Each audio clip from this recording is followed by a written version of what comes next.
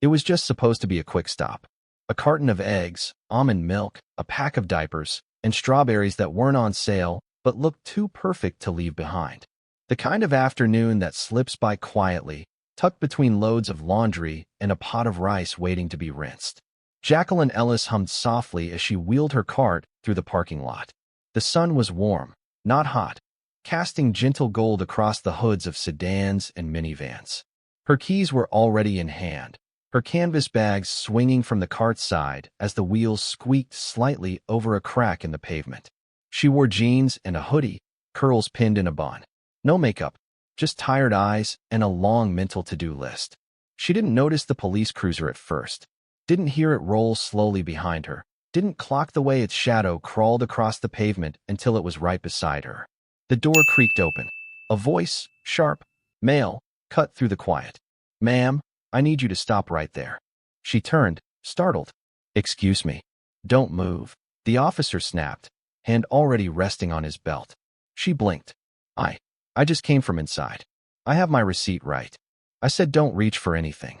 Now her hands froze midair, one on the cart, one halfway to her purse. The officer stepped closer, his face red, movement stiff. "You fit the description of a suspect. Female, dark sweatshirt, carrying a bag." Jacqueline's voice trembled. A suspect. The groceries sat in plain view. Her receipt was in her hand, half folded. Still, the officer's voice rose. "Turn around. Keep your hands where I can see them." She looked around. People were watching, and someone whispered, "Why is he yelling?" But then his hand moved toward his holster, and everything changed. The world shrank to the sound of a thumb snapping the clasp on a holster. Jacqueline's breath caught. Her arms lifted instinctively, palms forward, shaking. She wasn't thinking anymore, just reacting. Years of warnings, talks, and headlines had programmed her body before her mind could catch up. Her voice cracked. "I have my receipt. I just paid." "I said keep your hands up." The officer barked, eyes wide, nostrils flared, feet braced like he was preparing for something that didn't exist. The metal of his gun scraped against the holster as he drew it, half raised. Now people were really watching. Gasps behind windshields. A woman in gym clothes paused mid-step. A little boy dropped his juice pouch. Silence hit harder than any scream. Jacqueline's eyes filled, but she didn't move, didn't dare. The officer's gun was out now, not fully extended, but pointed, undeniably, in her direction. He shouted again. "Drop the bag." "It's groceries," she sobbed. 5 seconds passed. 5 seconds of heartbeat silence. 5 seconds of breath and disbelief. And then, a voice. Loud. Commanding. Too calm to be ordinary. "Put that gun down." The officer turned and saw a man walking toward him. Fast, focused. No uniform. Just a charcoal blazer over a plain black shirt, sleeves rolled up. His face unreadable. In his left hand, a wallet. Open. In the center of the wallet, a badge. Federal Bureau of Investigation. His right hand, already reaching toward his hip. The officer hesitated. The man didn't blink. "That's my wife," he said. "And you're about to make a mistake you can't walk back." The gun dropped 2 inches. But the shame? It was just beginning. The silence didn't break, it tightened. Like the air had been pulled into a vacuum, and all anyone could hear was the thudding of their own heartbeat. The officer's hand still gripped the gun, but his grip wasn't steady anymore. His eyes bounced from the woman frozen by the car to the man closing in with a badge that outweighed every ounce of his authority. "I said put it down," the man repeated. There was no yelling, no frantic movement. Just a tone so sharp and unwavering that it sliced through every excuse the officer had been taught to reach for. Jacqueline didn't speak. Her hands remained raised. Her breath came shallow, her whole body vibrating in place. But when her eyes met her husband's, something unspoken passed between them. He wasn't just stepping in, he was stepping between. The officer finally lowered the gun, but didn't holster it. His mouth moved, fishing for justification. She fit the description. The man stepped closer, his voice cool enough to be lethal. "What description includes a grocery receipt, a bag of strawberries, and a woman crying under a pistol?" No answer. The badge glinted in the sun. "Special Agent Ellis," he said, letting the weight of his title settle in the space between them. "FBI." The officer looked like he'd swallowed glass. Behind them, phones were up. Someone had captured everything. The drawn weapon. The trembling woman. The man who turned a bullet away with 5 words and a badge. The officer took a step back. Ellis didn't flinch. "You're done here," he said. "Put your weapon away. Now." The officer obeyed. Slowly. Begrudgingly. But it was too late. The cameras had seen. The neighborhood had seen. And Jacqueline, she felt it all. And she would not forget. Jacqueline's knees buckled the moment the barrel turned away. Not from weakness, from release. From holding her breath so long she forgot how to breathe. From the shudder that comes when you realize you're alive in a moment where others didn't make it past the trigger. She collapsed into a crouch beside the rear tire, hands still trembling, her hoodie soaked with sweat. The strawberries had rolled to the edge of the cart. One burst open on the asphalt like a wound. Her husband was there in an instant. Down on one knee, arms wrapping around her carefully, as if she might break. "Hey," he whispered. "I've got you. I'm here." She didn't speak, just pressed her face into his shoulder, fingers clutching the lapel of his jacket. The officer stood a few feet away, frozen, uncertain, unwelcome. A second patrol car pulled into the lot, tires squealing slightly. Then came voices, dispatchers buzzing in ears, confused faces stepping out, hands near weapons until they saw him.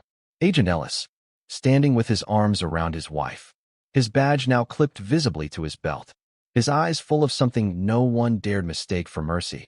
"Holster your weapons," he said, without turning around. They obeyed. No one argued. A sergeant approached, awkward, younger. He glanced at Jacqueline, then at the still shaking officer. "Agent Ellis, what happened?" He didn't yell, didn't curse. He just spoke with surgical precision. "What happened is your officer pulled a loaded weapon on my unarmed wife while she carried groceries in broad daylight. He escalated before speaking. He aimed before asking. And if I hadn't arrived when I did." He paused. Everyone listened. "You'd be calling the coroner instead of me." The wind blew soft across the lot. But the truth? It hit like thunder. The officers stepped back. The badge on Agent Ellis's hip wasn't just metal. It was weight, and they felt every ounce of it now. No one dared interrupt. No one dared explain. Because there was nothing left to justify, not when the truth had already been captured from 3 different angles and posted before they even arrived. A weapon aimed at a woman.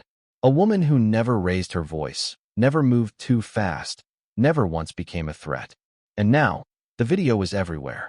By the time the sergeant offered an apology, it was too late for words. We didn't know who she was." Ellis didn't even turn to face him. "That's the problem," he said. "You thought it mattered." He helped Jacqueline up gently, one hand behind her back, the other gripping hers like a vow.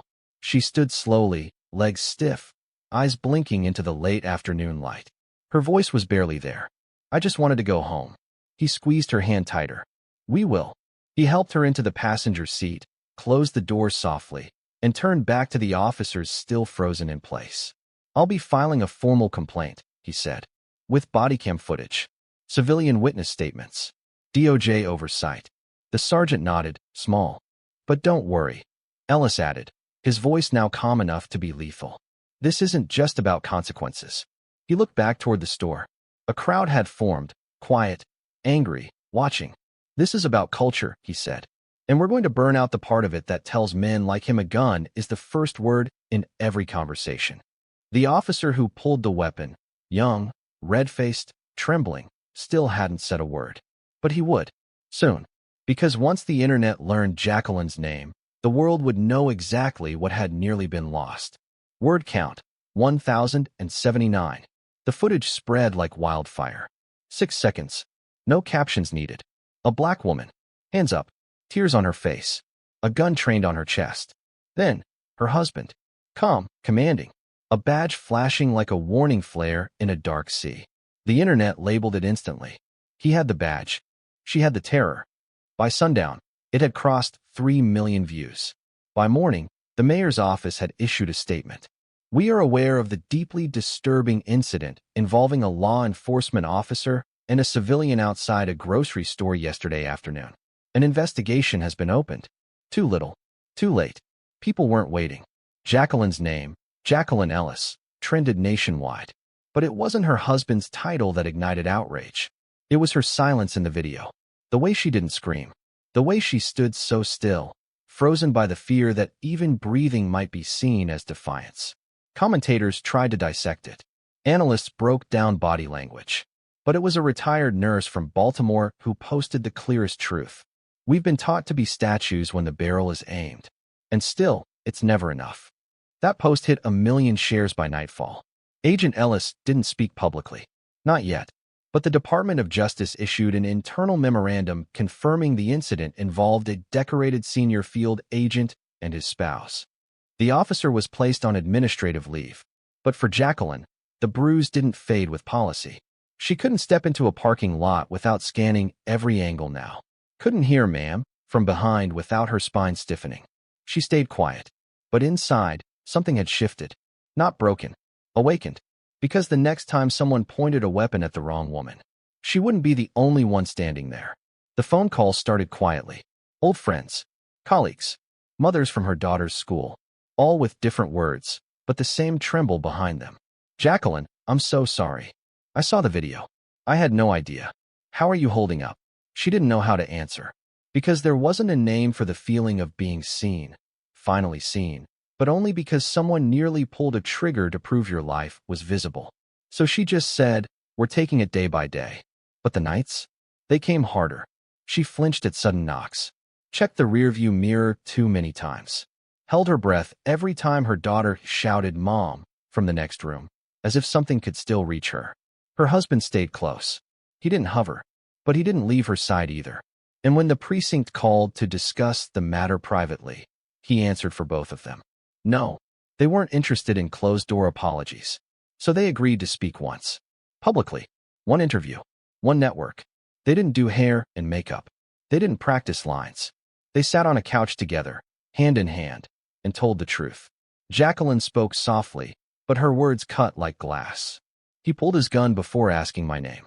Not because I was dangerous, but because I could be, in his imagination. Her husband didn't interrupt. When asked what scared him most, he didn't mention the gun. He said, I almost didn't make it in time. The interview went viral. But it wasn't the clip of the weapon that haunted viewers. It was Jacqueline's final sentence.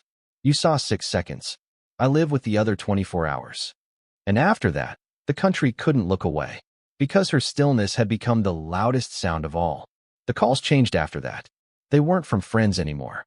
They were from senators, from civil rights attorneys, from school boards and community leaders who'd ignored the issue for years, until Jacqueline's face made it impossible. They asked her to speak at town halls, at conferences, at candlelight vigils held for others who hadn't made it to their cars in time. But Jacqueline didn't want stages. She didn't want a spotlight. She wanted sleep. She wanted safety without explanation. Still, something in her knew. If she stayed silent now, someone else might not make it home next time. So she picked one event. One mic. A local school board meeting where a young teacher had been suspended for allowing students to discuss racial escalation and police bias in class. Jacqueline arrived in jeans and a plain blouse. No cameras. No husband. Just her. When her name was called, she walked slowly to the front, notes folded in her palm. But when she got to the mic, she didn't read them. She looked at the board, then the crowd, and said, I wasn't going to speak. But I'm tired of having to live a story before people believe it's real. The room was silent. My daughter saw the video, and she asked me if the man with the gun was a bad guy. I told her he was scared, but fear doesn't excuse a barrel in my face, and it doesn't belong in front of our kids. Someone started to cry in the second row. She finished simply, if you punish teachers for telling the truth, you're just waiting until another child becomes the lesson. She left before they could clap, because applause wasn't the point. Change was. That clip, shaky, phone recorded, unedited, traveled faster than the interview ever did. It was the way she said it. Not polished, not rehearsed. Just raw truth that wrapped itself around every viewer's throat and whispered, this could be your mother, your wife, your neighbor. Educators started quoting her speech in newsletters. The school board reversed their decision on the suspended teacher within 48 hours. But the real shift happened in living rooms. Over dinner tables, in the quiet spaces where families sat their children down and said, we need to talk about what happened to Mrs. Ellis. And Jacqueline, she stayed off screens. She wrote. In a small journal by her bed, she poured out the parts no one had seen. The shake in her hand that wouldn't stop. The dreams that placed her back in that parking lot. The guilt for being safe when others hadn't been. And slowly, words became pages. Pages became something more. A letter. To everyone. Titled simply, "What you saw was my normal." In it, she wrote, "I've been followed in stores since I was 16. I've been asked if this is really my car. I've been told to calm down when I wasn't even speaking." She continued, "That day, what shocked me wasn't the gun. It was how quickly I accepted its presence. How still I stood. That wasn't survival. That was training." The letter ended with a promise. "I'm not writing this for sympathy. I'm writing it so the next black woman in a hoodie, buying groceries, isn't seen as a suspect, but as a person." She hit publish on a quiet Sunday morning. By nightfall, it had reached every major outlet in the country. And once again, Jacqueline Ellis had turned silence into thunder. The letter wasn't just read, it was felt.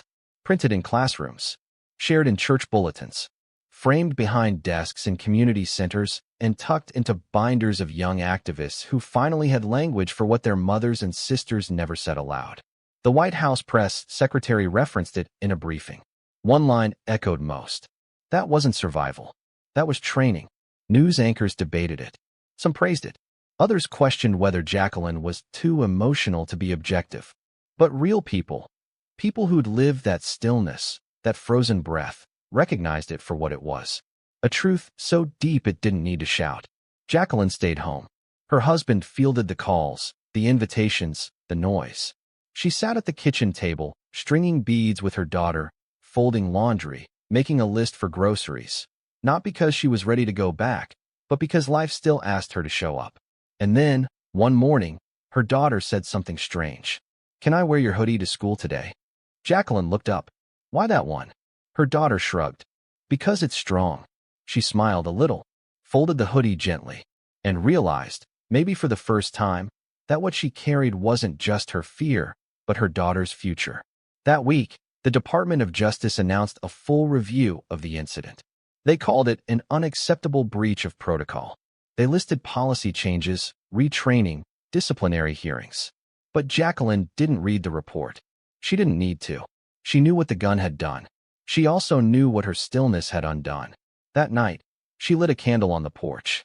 No press, no crowd, just flame, breath, and a prayer whispered beneath the stars. Let my story be the last time silence was the safest choice.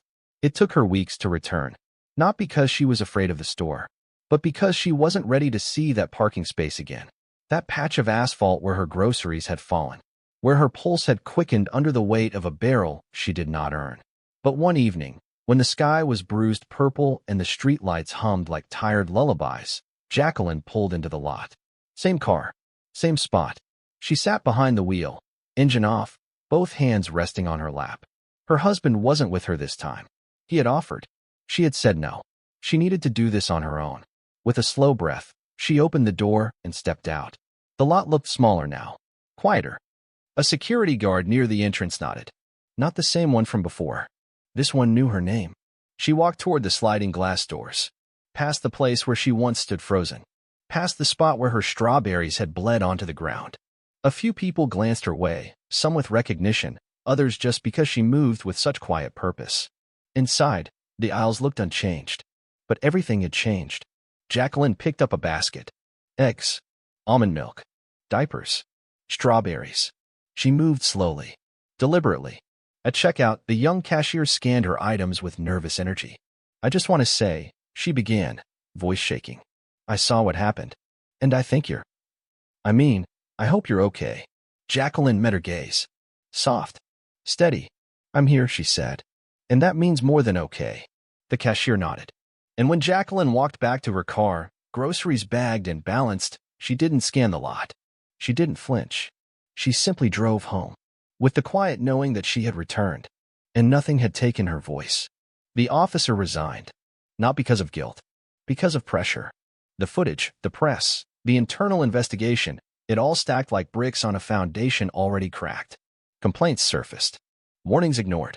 Small infractions swept under a desk now turned upside down. His name was released. His badge retired. Jacqueline didn't attend the press conference. She didn't need to see a microphone apologize on someone else's behalf. She already knew the apology she wanted would never come, not in words, only in change. Her husband continued to work in silence. He turned down interviews, declined to sit on Black excellence panels.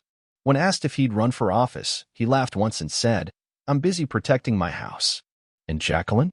She started writing again. Not letters, not statements, stories about other women, other moments, quiet scenes that mirrored her own, altered only by location, time, and who was holding the weapon. She published a short piece titled, "The Woman Who Didn't Drop Her Keys." It followed a fictional mother, pulled over outside her child's school, who kept one hand raised and the other clutched around a keyring, not out of fear of dropping it, but out of fear it would be mistaken for something else. The story was picked up by literary journals. One teacher turned it into a play for high school students. Another school district ordered copies to distribute during Black History Month, but Jacqueline insisted it not be boxed into February. "This isn't history," she said. "It's today." She wasn't trying to inspire. She was trying to document, because fiction was just a softer lens for truth. And she hoped, in some future classroom, a student would read her words and think, "This sounds familiar." And another would whisper, "Let's make sure it doesn't stay that way." Months passed.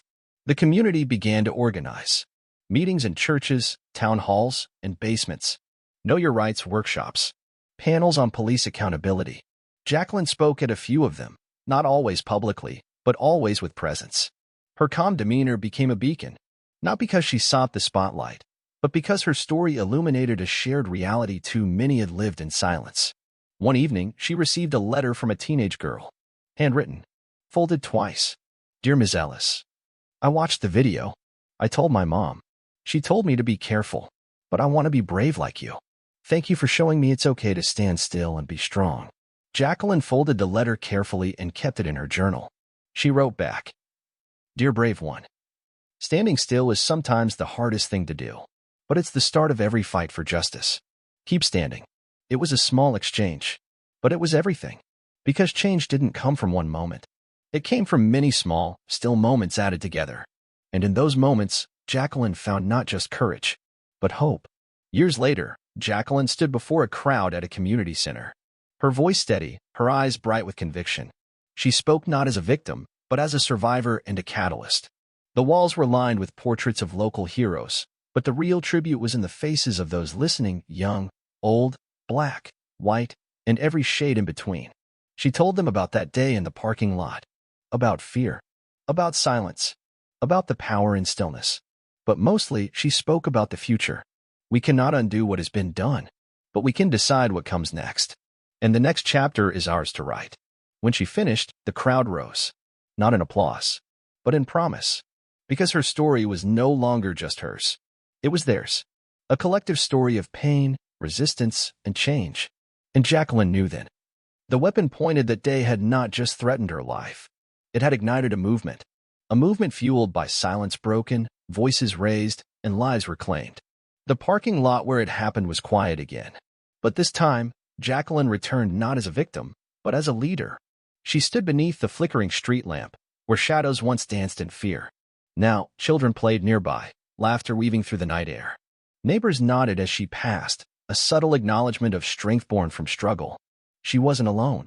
Her husband by her side, her daughter in hand, and a community waking up, because silence had ended, because stillness had spoken, and because, sometimes, the greatest power lies not in the flash of a gun, but in the courage to stand calm, to demand justice, and to keep moving forward.